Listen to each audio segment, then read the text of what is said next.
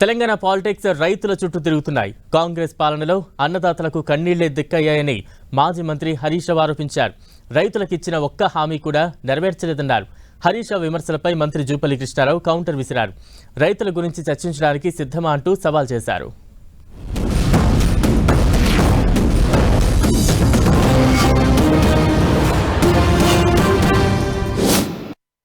ఇలా వాళ్ళు గ్రామాల్లోకి వెళ్ళి బ్యాంక్ అధికారులు నోటీసులు ఇవ్వడమే కాదు, ప్రత్యక్షంగా గ్రామాల్లోకి వెళ్ళి రైతుల్ని బెదిరిస్తున్నారు. మీరు బకాయిలు కడతారా లేదా, మీ ఆస్తుల్ని సీజ్ చేస్తాం, మిమ్మల్ని కోర్టుకు లాగుతామని చెప్పి బ్యాంక్ అధికారులు రజాకర్లను తలపించే విధంగా ఇలా గ్రామాల మీద పడి రైతుల్ని వేధిస్తున్నటువంటి పరిస్థితి ఉంది. 100 రోజులు దాటింది, దాదాపు 4 నెలలు కావచ్చింది. ఇప్పటికీ రుణమాఫీ మీద మీ ప్రభుత్వం ఏ నిర్ణయం తీసుకోలేదు. నేను ఇవాళ ఛాలెంజ్ చేస్తా ఉన్నా, హరీష్ రావు ముందుకు వస్తావా? ఏ రచ్చకట్టగాడికి అసెంబ్లీ సాక్షిగా చెప్పిన, ఏ రచ్చకట్టగాడికి వస్తావో రైతుల పట్ల మీ ప్రేమ రైతుల పట్ల ఉందా, ఖజానా పట్ల ఉందా, దోపిడీ పట్ల ఉందా?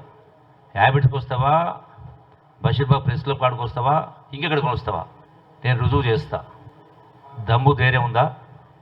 నీవే చెప్పు, డేటు చెప్పు, టైం చెప్పు. డేటు టైం వద్దా చెప్పు, నేనే వస్తా స్వయంగా.